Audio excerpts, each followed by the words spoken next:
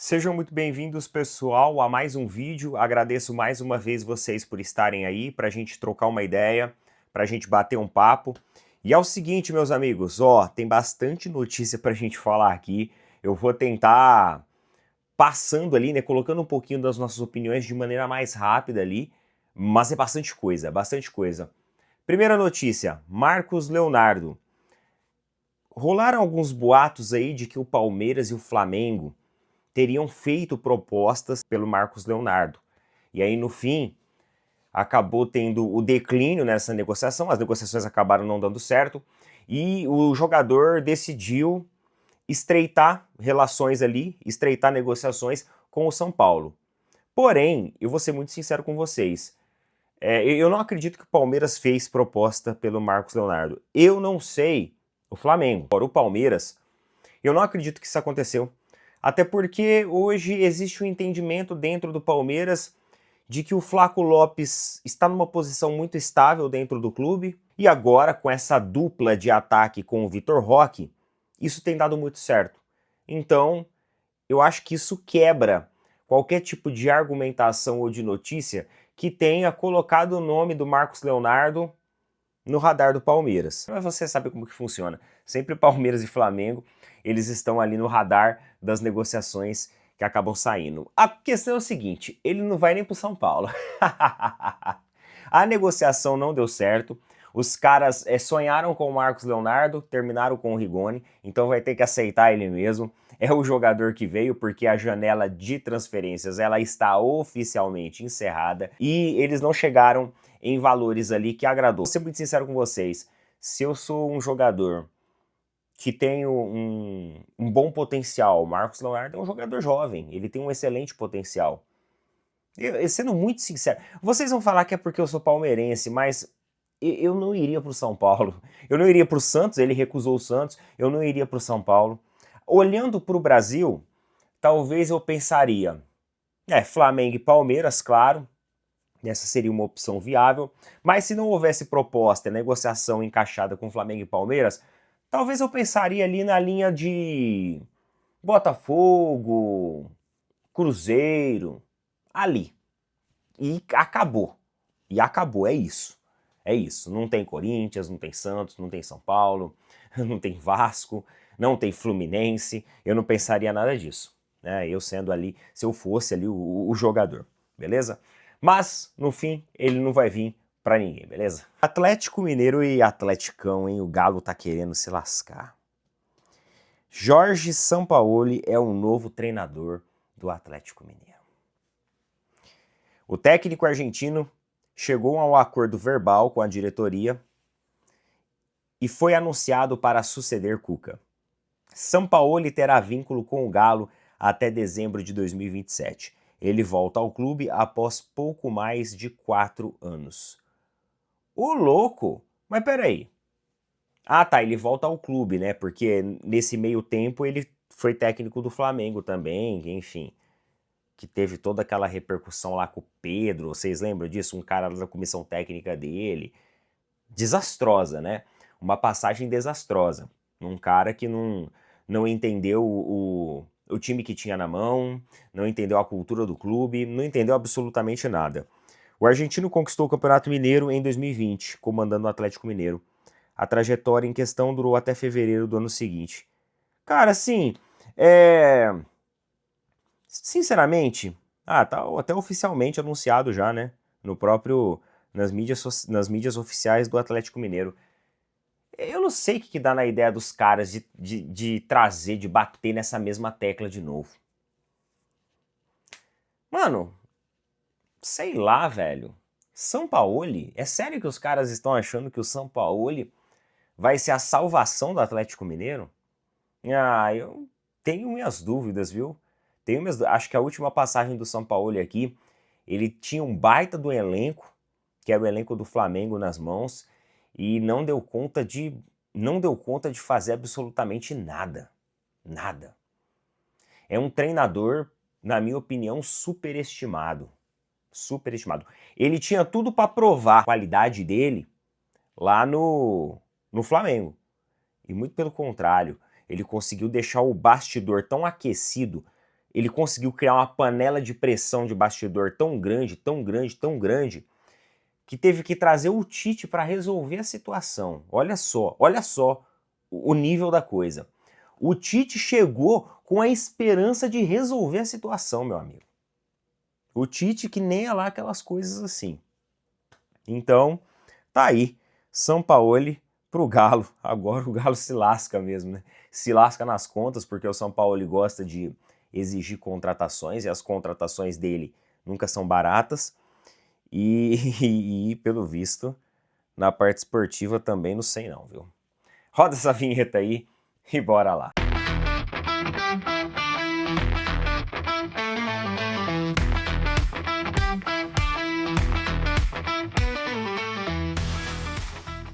Não se esqueçam de apoiar os nossos parceiros lá da Tribo da Sorte. Tribo da Sorte são parceiraços nossos aí, já de longa data. Uma plataforma dos bolões dos jogos eletrônicos e oficiais da Caixa Econômica Federal, tudo regulamentado, tudo regularizado, tudo certinho. E essa semana tem muita oportunidade pra gente ficar milionário. Uma porque lá mais pro final da semana, né, no dia 6/9, nós temos a Loto Fácil de Independência. Já falei para vocês aqui, ó, tô na plataforma aqui, 220 milhões no dia 6/9 serão sorteados na Loto Fácil de Independência. Tem algumas cotas a maioria já está esgotada, galera. Maioria esgotada, mas tem algumas ainda disponíveis, então você pode acessar lá.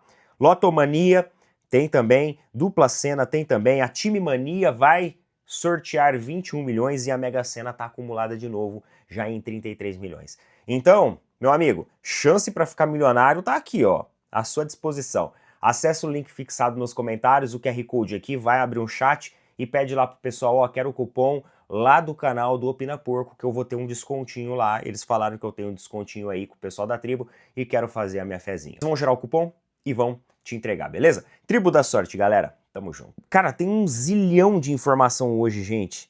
Na moral, tem muitas informações. Ó, nosso palestra, já vou falando as fontes e já vamos comentando aqui.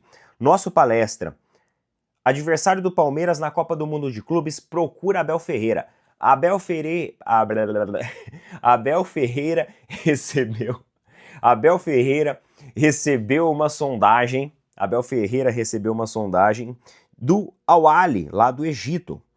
Ele recebeu uma sondagem porque recentemente o Al-Ahly demitiu o seu técnico, o José Rivero, e fez uma sondagem com o treinador do Palmeiras. Porém, o staff de Abel comunicou que não deseja entrar em negociação.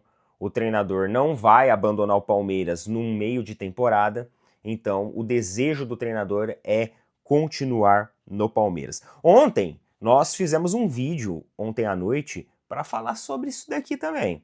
Né? O vídeo teve esse teor e eu expliquei para vocês a minha teoria em relação a essa questão da continuidade do Abel, renova ou não renova, eu expliquei o porquê. Então, vocês sabem, essa é a minha opinião. E outra notícia também do nosso palestra, isso daqui, cara, é uma das coisas que eu questiono às vezes, é a capacidade de articulação da diretoria do Palmeiras. Você deve estar pensando assim, nossa, Neto, mas o Palmeiras fez negociações boas agora. Sim, fez negociações boas, mas colocou muito dinheiro. Foram mais de 700 milhões investidos nas novas contratações. E dessas novas contratações, uma parte delas eu não diria que eram contratações dificílimas. Até a do Andreas, a negociação dele também foi descomplicada. Por quê? Lá no começo do ano, eles fizeram um jogo duro, colocaram o preço lá em cima e agora o atleta foi perdendo espaço, acabaram liberando o atleta ali pela metade do valor do ano passado. Então era uma negociação que ela estava relativamente tranquila. Era mais negociar com o jogador e os valores com o clube não era tão desafiador assim. Beleza? Então assim, eram negociações relativamente tranquilas. Mas o que eu questiono com vocês, pessoal, é qual que é a posição da nossa diretoria de futebol. Eu quero entender quem que negocia com o Palmeiras. Lembra que eu falei para vocês do Júlio Enciso? Aquele jogador lá do Bridgton? Então, Olha só o que o empresário dele falou em uma entrevista. Ele falou o seguinte, ó: houve uma oferta do Palmeiras ao jogador, ao Enciso. Gustavo Gomes se comportou muito bem. Eu vou repetir. Gustavo Gomes se comportou muito bem como capitão, mas ele sempre quis continuar na Europa, falando do Júlio. Em algum momento a situação se complicou, mas chegamos a um bom acordo. Eu achei engraçado essa fala do empresário dele. Porque ele fala que o Gustavo Gomes se comportou muito bem. Mas peraí, quem que é o diretor de futebol do Palmeiras? É o Gustavo Gomes ou o Anderson Barros? Ah, Neto, mas não é. O Gustavo Gomes é companheiro de seleção, é amigo pessoal dele. Não, tudo bem, eu entendo. Mas ele poderia chegar e falar assim, olha, o Anderson Barros foi muito bem, o Gustavo Gomes também. Mas em nenhum momento aqui, cara, ele cita ali uma figura de negociação, de liderança no business do Palmeiras. Muito pelo contrário, ele cita o Gustavo Gomes, que é um jogador do Palmeiras. E é aí que eu começo a questionar as coisas que eu sempre questiono aqui. Em relação às negociações do Palmeiras.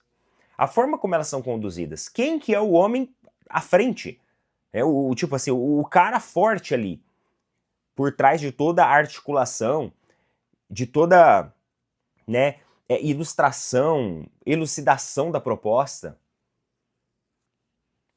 O cara que chega para persuadir o jogador, para vender um projeto esportivo para o jogador acima de tudo. Quem que é esse cara? Se o próprio empresário de um jogador muito bom, jogador que o Palmeiras estava atrás e acabou não dando certo, ele coloca o Gustavo Gomes como uma referência dentro da negociação. Vocês entendem que parece que os papéis eles são um pouco desconexos aqui?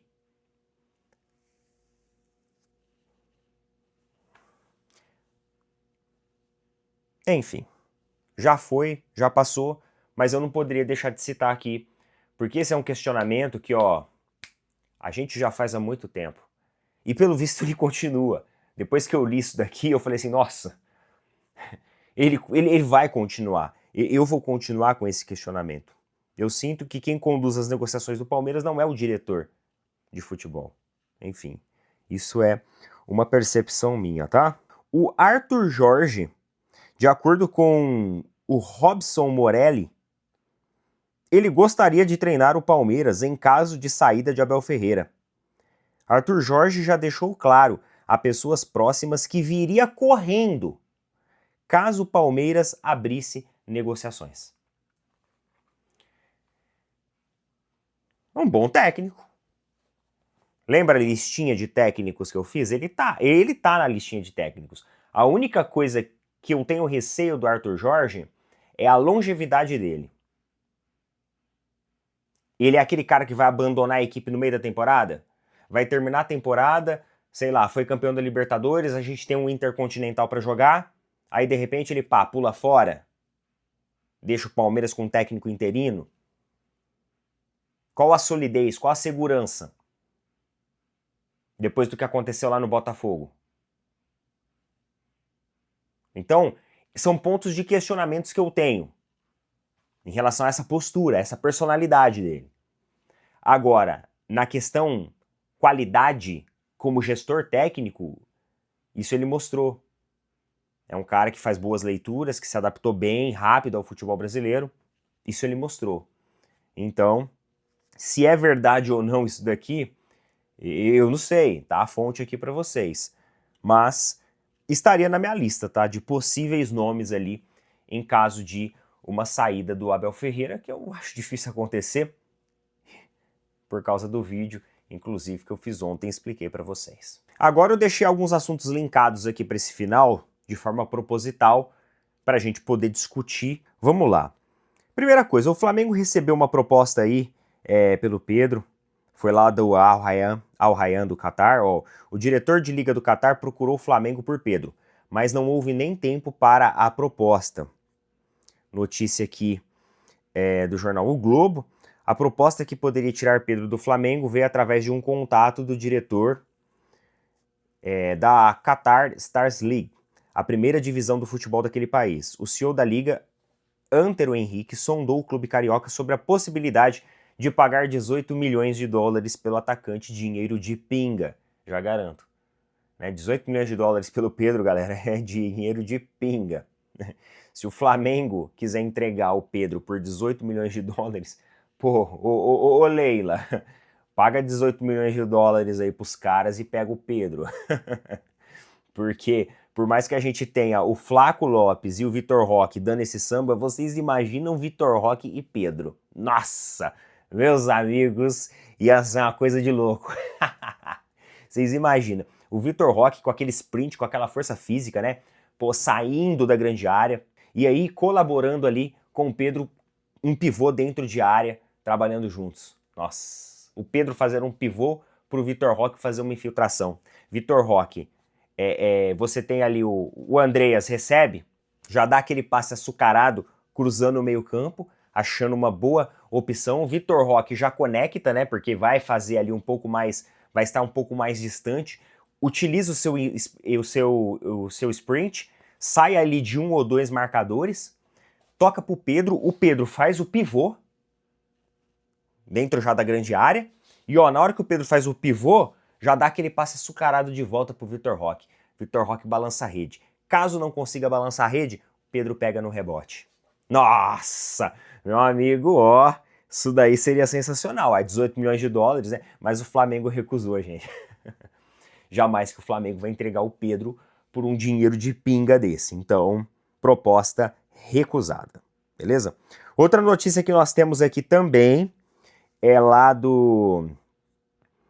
na verdade, essa notícia ela foi divulgada pelo paparazzo rubro-negro, a priori, e confirmada também pelo jornal O Globo. Teve uma reunião dentro do Flamengo e algumas pessoas falaram que essa reunião seria ali investidores querendo colocar 4 bilhões e não sei mais o que. E aí, mano, isso daí repercutiu pra cacete. Eu nem trouxe nada sobre isso aqui, porque quando a esmola é demais, o santo ele dá uma desconfiada. Eu falei assim, vamos esperar um pouco, vamos deixar as notícias serem apuradas mesmo. Mas na verdade, o que aconteceu não teve nada de investidores, grupo estrangeiro, 4 bilhões de injeção. O que aconteceu foi uma reunião interna dentro do Flamengo, definindo ali a estratégia para a criação dos name rights. Name rights esses que provavelmente vão custear o estádio.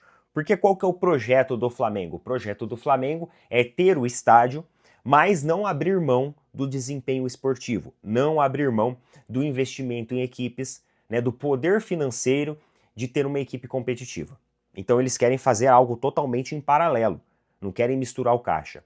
Então a ideia dessa reunião foi viabilizar name rights para ter parceiros que comprem esses name rights e a partir dessa comercialização eles consigam financiar a construção do estádio.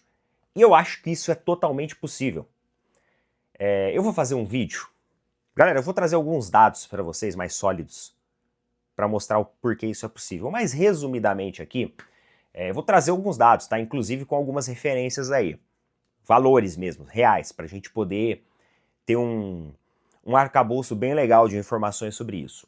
Mas assim, eu falo que é possível porque dentro do nosso país, um clube de futebol fazer a gestão de um estádio sai muito caro. Sai muito caro. O Palmeiras viveu um imbróglio com a W Torre, mas agora parece que ajeitou as coisas. Você viu que esse ano nós não tivemos problemas com o estádio. Um ou outro conflito de datas vai acontecer, mas não foram problemas assim, sabe, que tiraram o sono, que prejudicaram. Então, é extremamente necessário você ter esse projeto paralelo. Quando o Palmeiras subiu o Allianz, o Palmeiras vivia um momento esportivo muito ruim. Então não fazia diferença. O momento esportivo era ruim. Então o estádio, erguer o estádio, deixar de investir já não fazia diferença. Mesmo assim, o Palmeiras ele terceirizou, digamos assim, né, toda a construção, levantou o estádio, não colocou a mão no bolso e até hoje não coloca a mão no bolso. Porque a gestão, né, você fazer a manutenção de um estádio de futebol, ela não é barata. Então, assim, name rights. Name rights eu acho que é uma forma mais moderna de você fazer isso. Na época que o Palmeiras ergueu o estádio, ele fez esse contrato com a W Torre, esse vínculo, esse elo com a W Torre, porque não se falava tanto ainda no name rights. Hoje tem os name rights, que é uma forma mais moderna, mais descentralizada de você fazer isso e você não ficar tanto nas mãos assim dos seus parceiros. Você fica nas mãos, claro, mas não fica tanto assim. O Palmeiras hoje ele tá mais na mão da W Torre. Só que na época, galera, pelos modelos que tinham, pelas opções que o Palmeiras tinha no mercado, tá ótimo, tá ótimo. Eu acho que o Palmeiras acabou sendo ali um ponto de referência, um ponto de influência também para outras equipes que quiseram se modernizar. E aí existe aquela evolução natural do business, do mundo dos negócios, que vai melhorando os modelos, né? Vai evoluindo, tudo vai evoluindo. Então, eu acho super possível e super viável. E outra coisa que eu quero linkar com vocês aqui, que eu falo que é super possível e super viável, é que o Corinthians, ele está começando a receber propostas para name rights. A ideia do Corinthians agora é mudar a estratégia. Como a arrecadação torcedor não deu muito certo, não deu nada certo, eles querem agora comercializar name rights de vários parceiros, grandes parceiros, e utilizar a arena ali para se autossustentar, na verdade se autoquitar, autopagar, porque eles têm essa dívida. Então, a proposta do Corinthians hoje é receber, no mínimo, 700 milhões em name rights